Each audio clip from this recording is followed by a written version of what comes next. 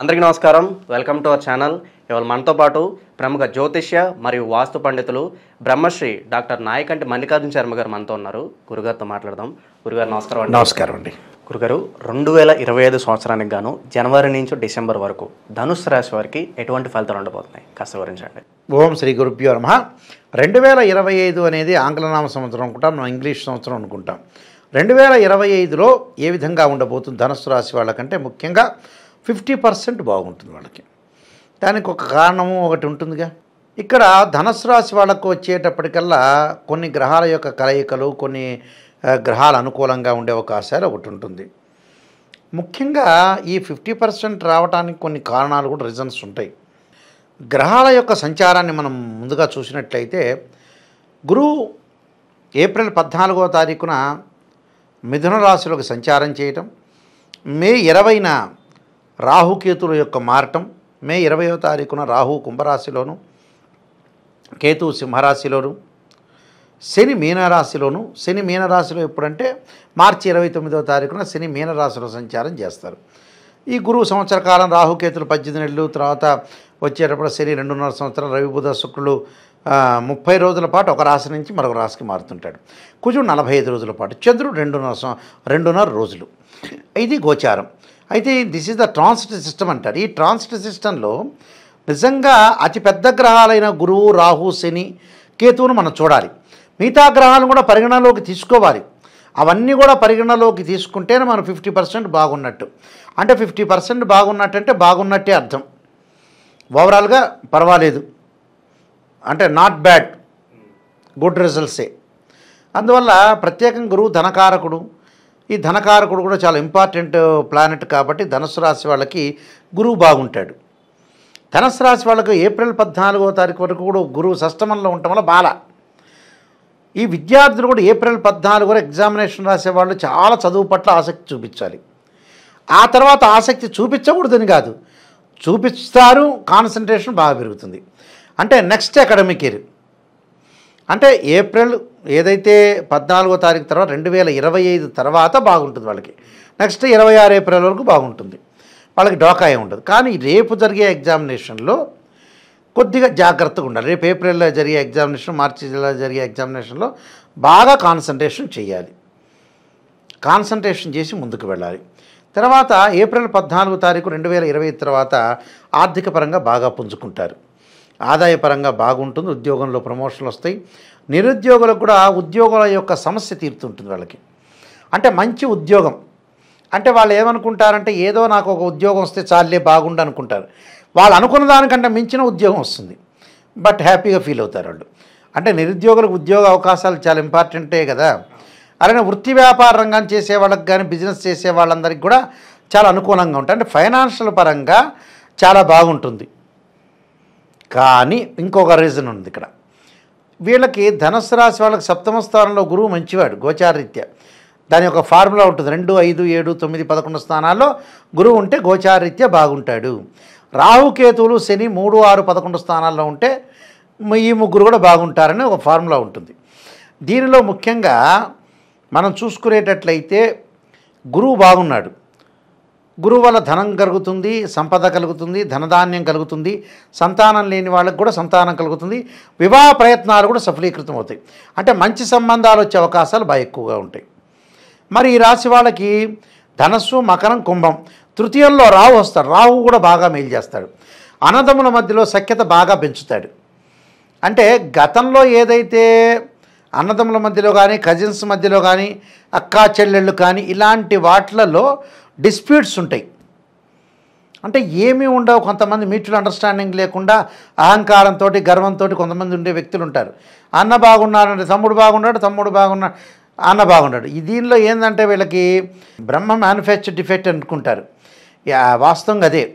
ఏమిటంటే మనం మనిషి చనిపోయేది లేదు, మనిషి ఉండేది లేదు, పెట్టేది లేదు. ఏ రోజైనా చనిపోయేదే. వాడు ప్రైమ్ మినిస్టర్ అయినా, ప్రెసిడెంట్ అయినా, ముఖ్యమంత్రి అయినా, అమెరికా ప్రెసిడెంట్ అయినా ఎవడైనా వెళ్ళిపోయేది. ఆ పాయింట్ కొంతమంది ఆలోచన చేయరు. ఆ మనిషిలో ఏంటంటే కొంతమంది డబ్బు రావటం, గర్వం, అహంకారం బాగా పెరుగుతూ ఉంటుంటాయి. మనం రేపటి రోజుల్లో ఏం జరుగుతుందో తెలియదు. రేపు అనేది లేదు. నేను అందువల్ల చాలామందికి కూడా బాగున్నారా అంటే నేను వరుడిని పర్వాలేదండి అని చెప్పమంట. పరిపూర్ణంగా బాగున్నారని చెప్పను నేను, చెప్పను వేరే వాళ్ళకు కూడా. చాలామంది మన టీవీ వాళ్ళందరూ అడుగుతుంటే అలా కాదమ్మా సుధగారు ఇలా చెప్పొద్దండి, పర్వాలేదురే అని చెబుతా. అలాగే ఎందుకంటే రేపటి రోజు ఏం జరుగుతుందో తెలియదు. ఈరోజు పర్వాలేదు మనం బాగున్నాం, రేపు ఏదైనా జరగచ్చు. ఇప్పుడు ప్రిపేర్ అయి ఉండాలి. మనం వ్యక్తిగతంగా ఏంటంటే కొంతమంది యొక్క మనుషులు మనం ఫ్యాన్ కింద ఉన్నాం, ఏసీ కింద కూర్చున్నాం. గతం రోజుల్లో 70లో ఏసీ లేదు, ఫ్యాన్ లేదు, ఏమీ లేదు. వాళ్ళందరికంటే బెటర్ కదా అని మనం ఆలోచన చేయాలి. అలాంటి ఆలోచన వీళ్ళల్లో రావట్ల. అది టోటల్ ఫెయిల్యూర్ కావడానికి ఇదే కారణం. డబ్బు రాగానే అహంకారం ఉండడం, చుట్టాలను మర్చిపోవటం, బంధువులను మర్చిపోవటం, మొగుడిని మర్చిపోవటం, పెళ్ళాన్ని మొగుడు, రకరకాల ఇష్యూస్ అండి ప్రపంచంలో. అలాంటివన్నీ ఎప్పుడు కూడా ఉన్నతమైన మార్గంలో ఉన్న వ్యక్తి ఎప్పుడు ఒకే లెవెల్లో ఉంటాడు, మారడు. అలాంటి విషయాలు వీళ్ళు ప్రయారిటీ ఇవ్వాలి ఎక్కువగా ఈ రాశి వాళ్ళు. 3వ స్థానం రాహు ఉండటం వల్ల అన్నదమ్ముల మధ్యలో సఖ్యత పెరుగుతుంది. కోర్టు సమస్యలు పరిష్కారం అయ్యి తల్లిదండ్రుల యొక్క ఆస్తులు ఉంటాయి కదా, భర్త యొక్క ఆస్తి, భార్య యొక్క ఆస్తి, లేకపోతే ఆస్తిపాస్తులు వాళ్ళకి రావాల్సినవి ఏదైతే చెందుతాయో అలాంటి ఆస్తులన్నీ కూడా వచ్చే అవకాశాలు ఒకటి ఉంటాయి. అది మంచిదే. 4వ స్థానంలో శని యొక్క విషయం వల్ల వాహన సౌఖ్యం లేకపోతుంది, లగ్జరీగా అనుభవించలేకపోతారు. స్త్రీ వల్ల పురుషుడికి ఇబ్బంది, పురుషుడి వల్ల స్త్రీకి ఇబ్బంది అవుతుంది. అంటే ఏదో రకంగా పరస్పరం ఇబ్బందులు కలిగే అవకాశాలు ఎక్కువ ఉంటాయి. తల్లి యొక్క ఆరోగ్యాన్ని ఫస్ట్ ప్రయారిటీ ఇవ్వాలి. తల్లి, పిన్ని, పెద్దమ్మ ఉంటారు కదా, సంబంధ బాంధవ్యాలు. అంటే తండ్రి తరఫున అంటే తండ్రి తరఫున తల్లి అనుకునే వ్యక్తులు. తల్లి అనుకోవటం అంటే ఏంటంటే తల్లి తర్వాత తల్లితో సమానమైంది పిన్నమ్మ, పిన్నితో సమానమైంది పెద్దమ్మ, మళ్ళీ వదిన. ఇలాంటి వాటికి వీళ్ళకి ఆరోగ్యపరంగా ఇబ్బందులు రాకుండా చూసుకోవాలి. అలాగే నాయనమ్మ, అమ్మమ్మ అంటే ఆరోగ్యరీత్యా వాళ్ళకి ఇబ్బందులు కలగకుండా చూసుకోవాలి. వాహనాల మీద వెళ్ళేటప్పుడు అతి స్పీడ్ అనేది పనికిరాదు. ఎక్కడైనా సముద్ర స్నానం కానీ నీటి స్నానం చేసేటప్పుడు కూడా కొన్ని ఇబ్బందులు కలిగే అవకాశాలు ఉంటాయి. అలాంటి ఇబ్బందులు చూసుకోకుండా ఉండాలి. ఎందుకంటే ఈ రాశి వాళ్ళకి మొన్నటి వరకు 3వ స్థానంలో శని నుండి వక్రగతిలో ఉన్నాడు. ఇప్పుడు 4వ స్థానానికి వెళ్ళిపోతున్నాడు. 4వ స్థానంలోకి వెళ్ళిపోవటం వల్ల వీళ్ళకి 4వ స్థానం అర్ధాష్టమ శని అంటాం. అంటే అర్ధాష్టమ శనిలో కొంత జాగ్రత్త ఉండాలి. అధికారులతో మాట్లాడేటప్పుడు కానీ మితభాషగా ఉండాలి. చనువు ఇచ్చాడే కదా సంకన ఎక్కించుకోకుండా ఎవరిని ఎలా ఉంచాలో అలా ఉంచుకొని ముందుకెళ్ళాలి. ఎవరిని ఎంచుకోవాలంటే జాగ్రత్త పడాలి, మాట్లాడాలి, మంచిగానే ఎదుటివాడు మనకి ఇష్టం లేదనుకో టాపిక్ మార్చేయాలి, అంతే సిస్టమ్. ఓ సినిమా బాగుంది, వాడికి ఇంట్రెస్ట్ లేదు, వాడి సినిమా దూరకి నువ్వు వెళ్ళిపో, అప్పుడు వాడు మంచోడు అనుకుంటాడు, అంతే. లౌకికంగా కాలం కలిసి రానప్పుడు ఎట్టి పరిస్థితుల్లో లౌకికమే ప్రదర్శించాలి. ఇక్కడ శని బాగలా వీళ్ళకి వచ్చేటప్పటికల్లా ముఖ్యంగా కేతువు కూడా పెద్దగా అనుకూలంగా లేదు ఈ రాశి వాళ్ళకి. అందువల్ల జ్ఞానాన్ని పెంపొందించుకోవాలి. తీర్థయాత్రలు, పుణ్యక్షేత్రాలు కూడా చేయటం మంచిది. డబ్బు పరంగా ఇబ్బందులు ఉండవు. వృత్తి వ్యాపార రంగంగా అనుకూలంగా ఉంటుంది. విదేశాలకు వెళతారు. విదేశాల్లో ఉండే నిరుద్యోగులకి ఖచ్చితంగా మే 20 తర్వాత వాళ్ళకు ఉద్యోగాలు వస్తాయి. ఉద్యోగాలు రావటమే కాదు, మంచి బిజినెస్లు కూడా పెట్టే అవకాశాలు ఎక్కువ ఉన్నాయి. వివాహ ప్రయత్నాలు కూడా అనుకూలంగా ఉంటాయి. చిన్న చిన్న వ్యాపారాలకు కూడా అనుకూలంగా ఉంటుంది.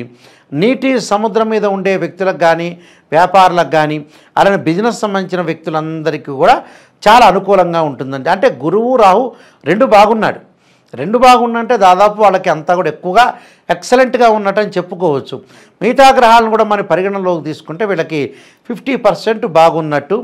అయితే డబ్బు ఎంత వస్తుందో అంత ఖర్చు అయిపోతుంది. అసలు పాయింట్ ఎందుకు ఖర్చు అవుతుంది అనంటే ఆస్తులు కొనుగోలు చేస్తారు, ఇన్సూరెన్స్, పిల్లల యొక్క పెళ్ళిళ్ళు, పిల్లల్ని విదేశాలకు పంపించడానికి ఖర్చు అవుతుంది. అంటే ఎంత డబ్బు వస్తుందో అంత ఖర్చు అవుతుంది, కానీ మంచి పని కోసం ఖర్చు అవుతుంది. ఒక 10% వృధా ఖర్చు చేసుకోకూడదు. అది ఎప్పుడు ఆ 10% అయ్యేది? గురువు రాకముందు ఏప్రిల్ 14 బిఫోర్.